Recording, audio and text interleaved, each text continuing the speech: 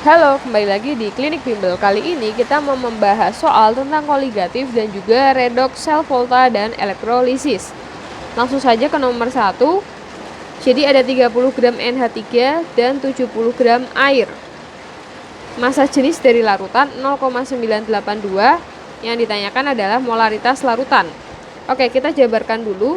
Rho sama dengan M per V. Kita mau cari V-nya. Berarti massa dibagi rho. Masanya itu adalah massa larutan. Karena kita lagi ngomongin tentang larutan. Massa larutan itu berarti 30 ditambah 70 dibagi 0,982. Maka nanti akan didapatkan 101,8. Satuannya adalah mili karena massa jenisnya itu ada per mili. Kemudian yang ditanyakan itu adalah molaritas. Rumusnya adalah mol per volume. Mol itu adalah gram dari NH3 dibagi mR NH3 dikali 1000 per mili. Maka masukkan saja ke soal. Gram NH3-nya adalah 30, MR-nya itu adalah MR NH3 17 dikali 1000 per 101,8. Maka nanti akan didapatkan 17,33 molar. C. Selanjutnya untuk soal nomor 2, CH3 memiliki kadar 5%. Artinya apa? CH3 COOH-nya itu 5 gram. Airnya itu adalah 100 dikurangi 5, 95 gram. Volume air yang harus ditambah agar konsentrasi dari CH3 COOH-nya menjadi 0,1 molar adalah titik. Oke. Rumus molar itu adalah mol per volume. Molarnya itu 0,1 yang diinginkan. Molnya itu berarti dari gram CH3 COOH dibagi mR. Kita kalikan dengan 1000 dibagi volume. MR dari CH3 COOH adalah 60, berarti 0,1 kita kalikan dengan 60 sama dengan gram CH3 COOH yaitu 5 dikali 1000 per volume. Maka volume sama dengan 5000 dibagi 6. Hasilnya adalah 833,33 mili.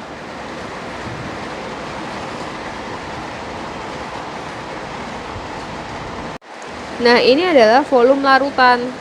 Volume larutan atau yang ditanyakan itu kan volume air ya. Volume air itu adalah volume larutan. Volume air yang baru yaitu volume larutan dikurangi dengan volume air awal. Maka 833,33 dikurangi volume air awal 95. Maka nanti akan didapatkan 738. Nah, ini di opsi jawaban kan tidak ada. Jadi nanti dibulatkan. Ini hanya permasalahan pembulatan aja. Jadi kita cari yang mendekati 738, yaitu dedu. Selanjutnya nomor 3, 34 gram zat elektrolit biner. Biner itu berarti N-nya 2. Dilarutkan dalam 180 gram air. Tekanan murni 22,5 itu adalah P0. Jadi kalau ada kata-kata murni atau air itu P0. Tekanan uap jenuh larutan. Jadi kalau ada kata-kata larutan berarti itu P-nya. Yang ditanyakan adalah alfa, derajat ionisasi.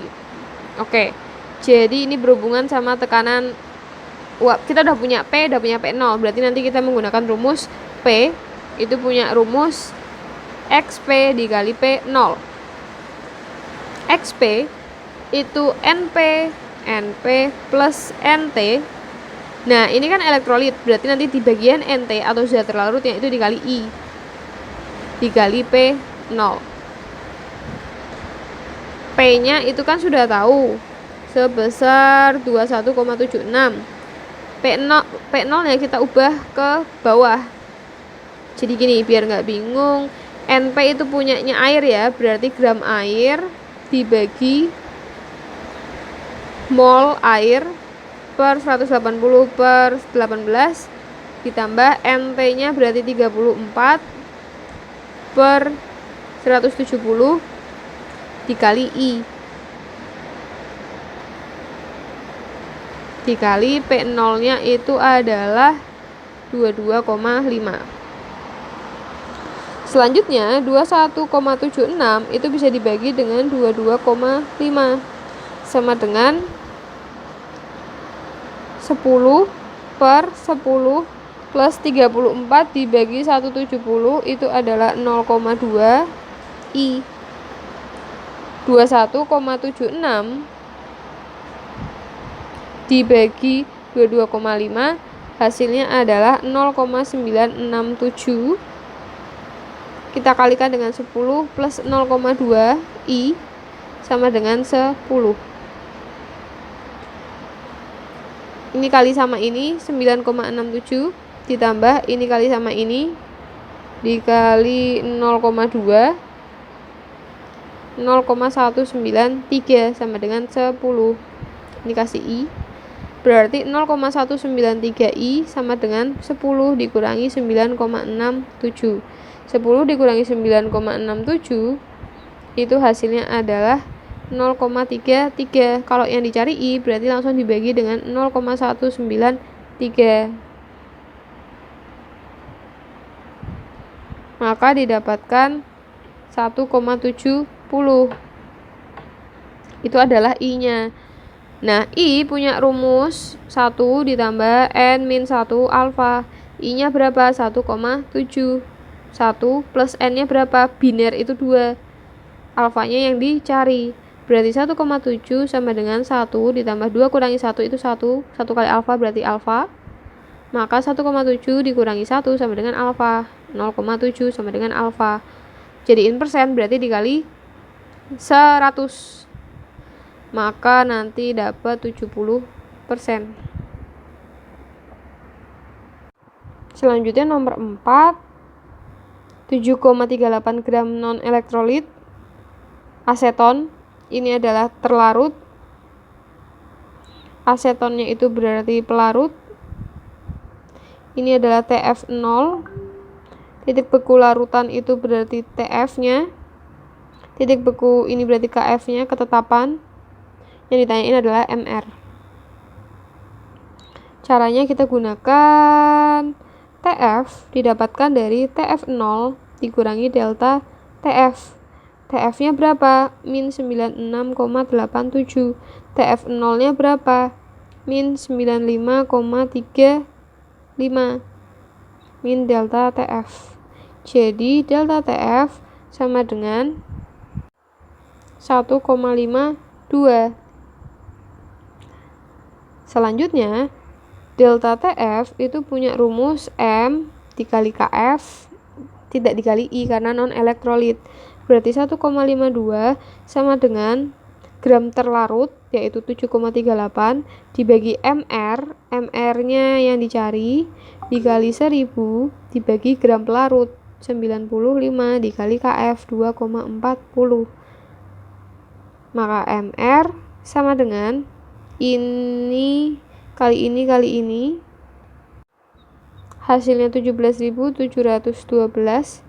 dibagi 1,52 dikali 95. Maka MR didapatkan 122,65. Ketika dibulatkan dapat 123.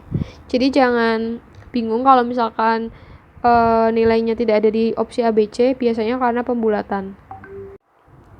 Kemudian yang nomor 5, titik beku paling tinggi. Titik beku itu kan minus.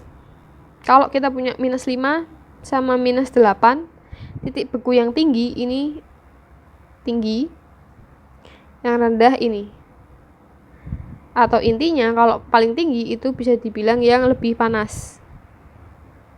Ya kan, suhu kan semakin naik semakin panas gitu kan.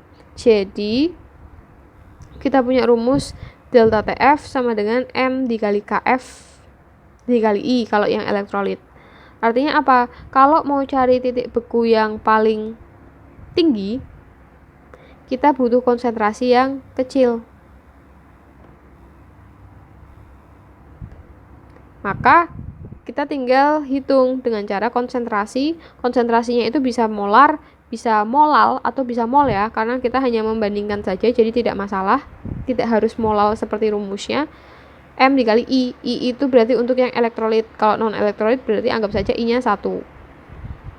Contoh, yang A itu kan MgNO3 berarti I-nya nanti bisa, oke, gini.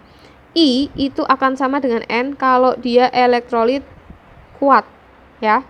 Kalau bukan elektrolit kuat, kalian harus melalui rumus 1 plus N min 1 kali alfa. Kayak gitu-gitu. Nah, ini berarti kita bisa tulis I-nya 3 dikali 0,2 berarti 0,6. Terus yang ini N-nya I-nya kita anggap 2, dia kan elektrolit lemah, tapi kita tidak tahu derajat ionisasinya, anggap aja 2 sementara.